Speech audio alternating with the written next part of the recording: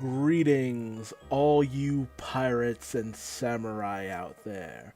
I'm Duuz-Diz-Din coming at you with another One Piece chapter review.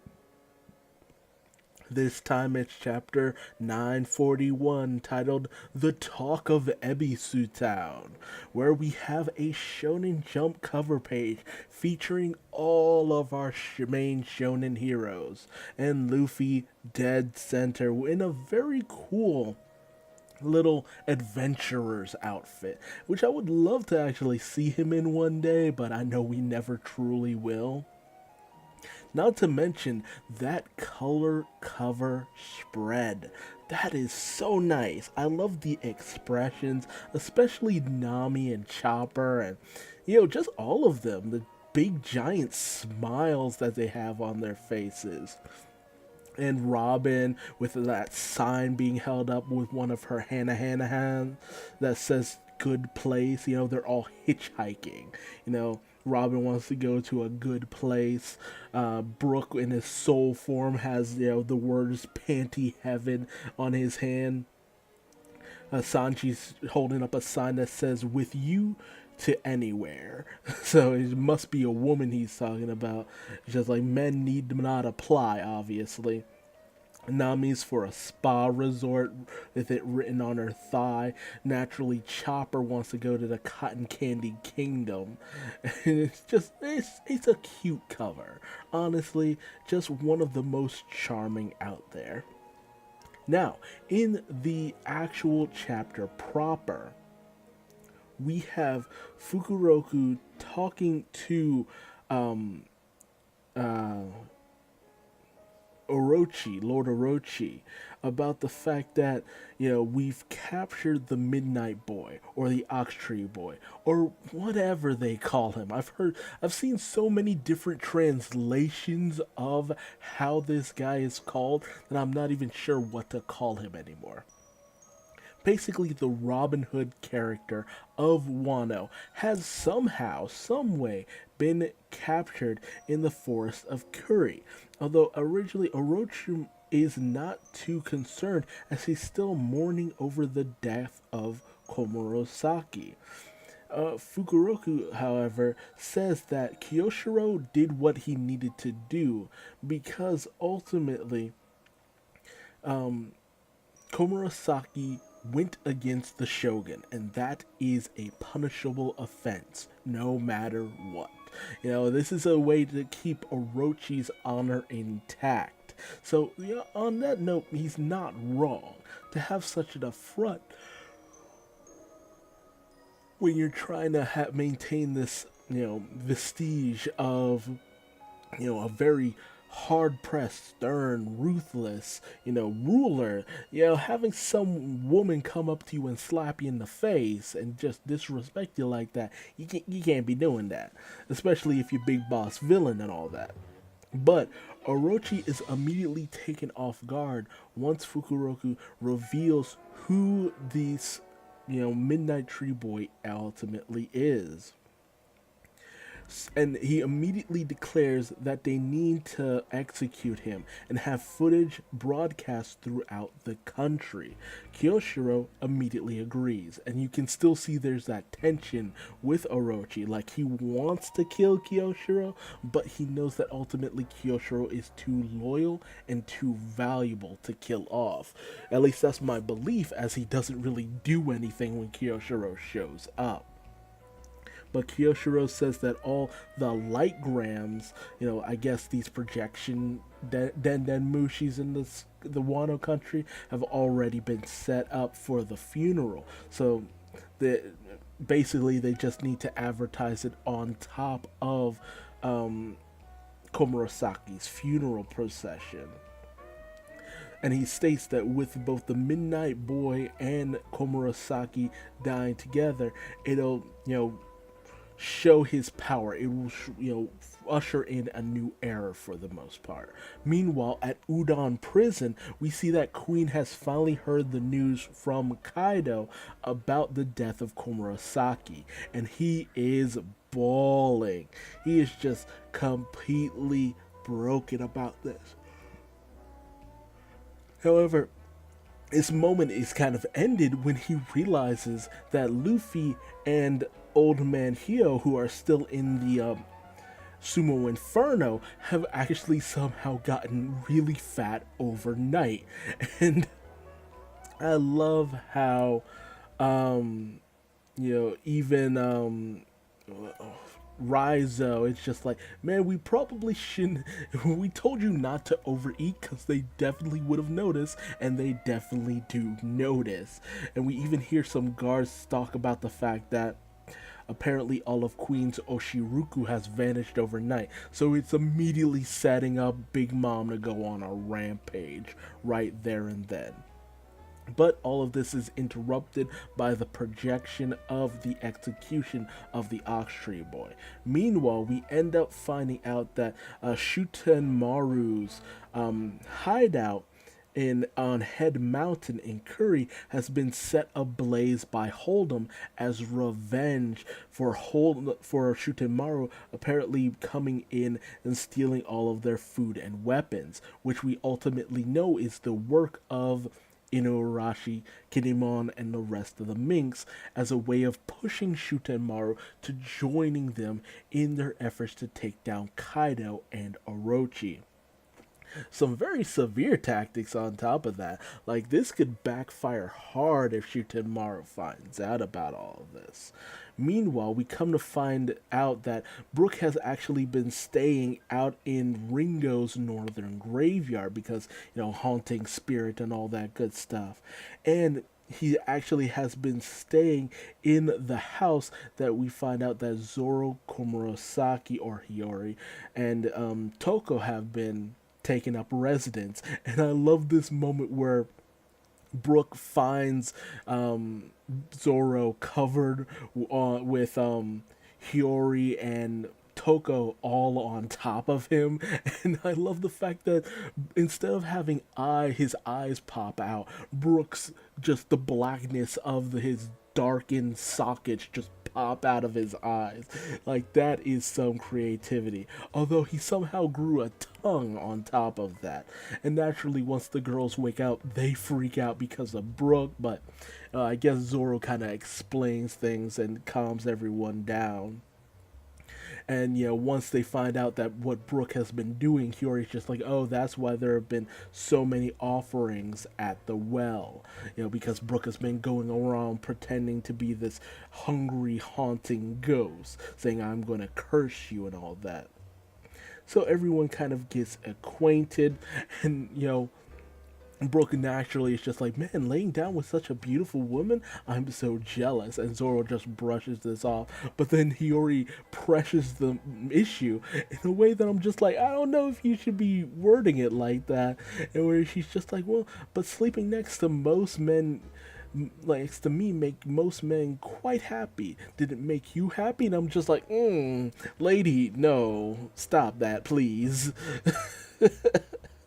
Like, no, let's try our best to keep it PG here, or don't, But then again, that's what porn is for. So just moving on. So ultimately, Brook says that after Nami and the rest went to the baths, he was unable to find them because of all the chaos of, X-Drake and Hawkins bursting in the situation with Sanji, and there's chaos in the city streets because of the death of Komurosaki, which Brook doesn't know is Hiyori. And he states that the Midnight Tree Boy has been captured, or the Midnight Boy or whatever. Ox Tree Boy, whatever, has been captured. And Hiyori's reaction, when she's just like, what? Impossible, tells me that she is definitely associated with that situation. She herself is the Midnight Boy, or she has some deeper connection to the Midnight Boy. And once Brook mentions that it was Tonoyasu who was captured, Toko is just like, oh, that's my dad, and she just starts racing out to go and try to get all the way to where he's set to be executed. Naturally, Hiyori wants to follow and chase after her, and thanks Zoro and tries to book it. Zoro's just like, no, you need to be protected as well. You're supposed to be dead and all that. So he goes racing, and Brook then goes racing off to chase after them. So a big much ado is about to happen in the capital. And during the funeral procession, while all the residents of Wano are crying and sobbing and weeping, ultimately it's stated that because she defied Lord Orochi, she is being sent to their head to Retsu Town, where the prison house is. So they'll end up just, burning her remains there, which immediately make me think, what remains? If Hiyori is Komurosaki, then whose body do they have? That immediately has me like suspicious, because I'm just like, wait, they're cremating her? Whose body is that? That's a morbid realization, honestly. And we see that, Robin, Frankie, Usopp, and Nami, Sanji, Kanjuro, as well as Shinobu are all in the crowd for the execution. And as soon as they see Tonoyasu's hair, which is very bushy and like a fro and very spiky, they immediately recognize him then and there.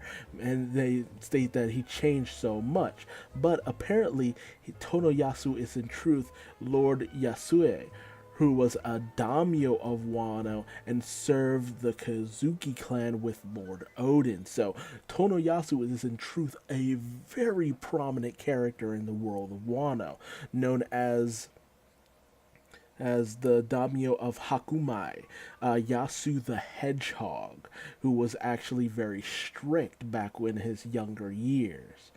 And we actually see that despite that strictness, many of the people of Wano actually very much cared for Tonoyasu, or Yasue, because they're just begging, don't do this, take him down, don't do this to Lord Yasue. So apparently Yasue at least had some great influence and was a very good man. I think there was some legend in the Romance of the Three Kingdoms, I'm not sure, about a very strict yet fair general during that time. I don't know if that holds any placement there. I don't know enough right off the cuff about Japanese history to be like, oh yes, I know exactly what that's alluding to. But Tonoyasu, or Yasue, makes it very known that Orochi will never let him live because of his association with the Kozuki clan, and he also wants to tell the people that he apologizes. He wants to apologize for two things and say one thing to that stupid Orochi. So he's about to throw some shade after, apologizing to the people. So as Toko goes racing to see her dad's final moments, although I doubt she'll get there in time, he says that after he said his piece, he will go into the night smiling. So which is very much like a member of the D clan. So it's possible Tonoyasue is actually D without us really knowing it. Certain characters in terms of more Japanese mythology don't really have that kind of a situation with like a middle name, so I'm not really sure. At least it's not prominent from what I know. And then we also get some, afterwards we get some previews of the new Law collections, and which I love Wanda's outfit, which is just so nice. It looks so fluffy with Jack and Luffy and all that good stuff. We also got a new Vivra card coming out with a lot of good information, so that'll be fun to see. But yeah, that's the end of the chapter. Lots of just cutting all around Wano. Like, Oda is really just juggling so many things. I don't know how he keeps up where everything is and what's going on at all times, but he does it masterfully, because it always feels like we never really miss a beat on what character is where, doing what, and when, how, who, what, why, where, what, who, what. But very good stuff, very fun stuff, and we're building to a boiling point. Like, really, shit is about to just bubble over, and Wano's about to crack open like a friggin' egg. You know, Big Mom's gonna go on a rampage, Luffy's about to throw down and possibly have his head exploded off. Who knows if Old Man Heel was actually able to teach him the hockey shockwave. We have the whole situation where I don't know if Kanjuro and Shinobu and the others are going to get involved in stopping Tonoyasu's execution, as they don't want to out him. You know, not to mention they're about to execute him right in front of the whole prisoners section. So who knows what's going to happen there, if they're just going to free everyone on the spot. Not to mention Law's out there. Who knows how he's going to get involved, because, you know, Beppo is there, Hisachi as well as Penguin is there. So that's gonna be a whole situation. And then Toko just racing off. Naturally, you know, Toko's gonna get there, Hiyori's gonna get there, which is gonna freak people out, thinking it's a ghost, which Brook is just gonna add more chaos on top of. And with how Zoro has a tendency to act, some people gonna die tonight. So it's about to get really, really wild. But hey, tell me your thoughts in the comments section below. What are you most looking forward to in terms of all the plot threads that seem to be about to just pop off as this series continues? And if you like this video, feel free to leave me a like. If you didn't, feel free to leave me a dislike and tell me what I did wrong in the comment section below. And subscribe and hit the bell icon to never miss a One Piece chapter review. And if you want to find me on social media, feel free to Google Duuz-Diz-Din. I am everywhere, for better or for worse. And as always, always be true to yourself, even though you might have a really spiky afro. Bye-bye.